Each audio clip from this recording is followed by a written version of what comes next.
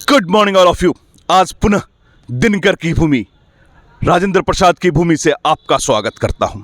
आज मैं अपने डैडी के एक ऐसे मित्र से रूबरू हुआ और उनका परिचय आपके साथ करवा रहा हूं, जो वास्तव में फिजिक्स के प्रोफेसर भी हैं और यहाँ की एजुकेशन पद्धति के बारे में बातचीत करेंगे।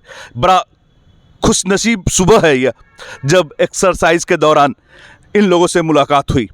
किसी भी एजुकेटेड व्यक्ति, ऋषि महर्षि से मुलाकात करना ही वास्तव में भगवान से मुलाकात करना है। प्राचीन काल में आप अगर सोचते हैं कि भगवान से दर्शन होता था, तो ये आज के वही भगवान है। आज आपका भी सौभाग्य है जिनसे बातचीत करने का यह सुनहरा अवसर आपको भी मिल रहा है इस जागृति फॉर एक्सलेंस के माध्यम से। आप लोग सुबह में एक्सरसाइज करने कब आ जाते हैं? 7 बजे आ जाते हैं। कैसा लग रहा है आपको यहाँ पर? बहुत बढ़िया, फर्स्ट क्लास। जब कभी भी मैं बातचीत करता हूँ बिहार के बारे में, खासकर मैं जब बाहर इधर घूमता हूँ, तो लोगों का यह मानना होता है कि बिहार के बच्चे मेहनती नहीं होते, जबकि मेरा इससे ठीक विपरीत मानना है कि बिहार में वो सारी योग्यता, क्षमता, समर्थता है जो हर कुछ कर सकती है, बस उन्हें एक क्लिक की आवश्यकता है। सर, आपका क्या मानना है? हाँ, बिल्कुल सही, आपने जो सोचा बिल्कुल सही सोचा है। ऐसा ही है, हमारे यहाँ पढ़ाई लिखाई की स्थिति दिनों दिन बहुत अच्छी होती जा रही है। पहले हम लोगों के साथ कुछ प्रॉब्लम्स था कि स्किल्ड बच्चे तैयार नहीं होते थे जी। जो प्रैक्टिकल की व्यवस्था सही नहीं थी, यूजीसी का ठीक ढंग से ग्रांट नहीं आता था, जिसके वजह से ये परेशानी होती थी। आजकल ये न्यू एजुकेशन पॉलिसी आने के वजह से अब ये व्यवस्था हमारी सही हो गई है और हम लोग जी तोड़ प्रयास करते हैं कि हम लोगों को ज़्यादा से ज़्यादा बच्चों को अच्छे एजुकेशन दे सकें।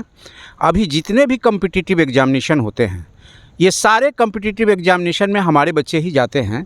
वो ऑल इंडिया में कहीं भी हों, कोटा जाते हैं या कहीं भी जाते हैं, तो सारे बच्चे बिहार के ही होते हैं और वो यहीं से बैकग्राउंड लेकर के जाते हैं। कहने का तात्पर्य, अगर रूट अच्छा होगा तो फ्रूट अच्छा ही होगा। कहीं ना कहीं यहाँ प्रत्येक टीचर में वो चाणक्य का खून दौड़ता है और प्रत्येक की केवल एक ही ख्वाहिश होती है, काश मेरा बच्चा कहीं भी जाए तो लाल बत्ती लेकर आ जाए। सर, कैसा लगता है जब यहाँ की माँ ये सोचती है कि जो हमारे लाल के लाल बत्ती मिली, इसके बारे में आपको कैसा लगता है? हाँ, बहुत अच्छा लगता है। हम लोगों के पास सबसे बड़ी बात है कि कोई एजुकेशन के सिवा कोई अल्टरनेटिव नहीं है पूरे बिहार में। हम लोग बेटर से बेटर एजुकेशन इसलिए लेना चाहते हैं ताकि पूरे हिंदुस्तान क्या पूरे ग्लोबल में हमारा एजुकेशन फैले। हमारे यहाँ से जो स्किल तैयार हुए, हमारे यहाँ से जो एजुकेटेड तैयार हों बच्चे, वो पूरे ग्लोबल एजुकेशन दें। अभी हम लोगों के यहाँ बहुत सारा ऑफ़र आता है फॉरेन कंट्री का जी, यूरोपियन कंट्री का आता है कि फ़िज़िक्स पढ़ाने वाले की कमी है, केमिस्ट्री पढ़ाने वाले की कमी है, अगर आप चाहें तो वहाँ हम लोगों के यहाँ चल सकते हैं।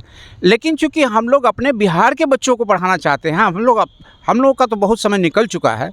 हम लोग चाहते हैं कि हमारे बच्चे इस तरह के तैयार हों जो ग्लोबल कॉन्टेस्ट में हो, ग्लोबल एजुकेशन, उनको ग्लोबल के लेवल पर पढ़ाई लिखाई करें। तो हम लोग इसी फेरे में अपने लगे रहते हैं और एजुकेशन का मतलब होता है कि उनका इंटरेस्ट क्रिएट करना। हम लोग उनके एजुकेशन में इतना इंटरेस्ट क्रिएट कर देते हैं कि बहुत कम पढ़ाने के बाद वो सेल्फ इतना पढ़ना शुरू कर देते हैं, जिसके वजह से वो बहुत राइज कर जाते हैं। सर, आपने काफ़ी खूबसूरत बातचीत बोली और वास्तव में यही आज के परिप्रेक्ष्य में चीज़ है। आज अगर एजुकेशन की बातचीत करें तो यूट्यूब या फिर गूगल में ऐसी कोई जानकारी नहीं जो वहाँ नहीं मिले। किसी भी टीचर से ज़्यादा जानकारी है, लेकिन आज टीचर की सबसे बड़ी भूमिका जो है वो है बच्चों में इंटरेस्ट पैदा करना, ललक पैदा करना, ताकि वो उसकी ओर जागरूक हो सके। सर, बहुत ही खूबसूरत बताया आपने, वास्तव में यही वास्तविकता है। सर, क्या आप बताएंगे यहाँ के बच्चे मेहनत कैसे करते हैं? कारण कि मैंने जो देखा है और मैं आपके श्रीमुख से चाहता हूँ, आप ज़रा बताएं किस तरह से बच्चे मेहनत करते हैं। यहाँ मेहनत बच्चे जो करते हैं, पहले तो हम लोग उनको एजुकेशन देते हैं, उनको क्लास टेस्ट लेते हैं, उनको आपस में कंपटीशन कराते हैं, ग्रुप डिस्कशन कराते हैं।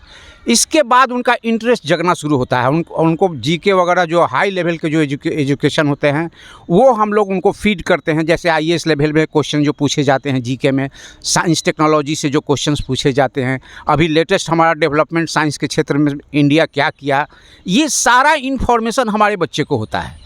इसकी वजह से उनको ऐसा लगता है कि हम भी ऐसा कर सकते हैं, हम भी इस काम को आगे बढ़ा सकते हैं, और वो पढ़ने के दरमियान लिखने का भी काम करते हैं। Yes, sir. सबसे ज़्यादा ज़रूरी होता है कि सिर्फ पढ़ने से काम नहीं होता है।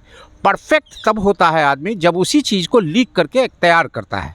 तो हम लोग उनको ये नोट्स तैयार करने के लिए कहते हैं कि तुम इस पर कोई एक सेमिनार बनाओ, एक नोट्स तैयार करके दिखाओ कि तुमने इस चीज़ के बारे में कितनी बात तुमको समझ में आया, कितना बात समझ में नहीं आया।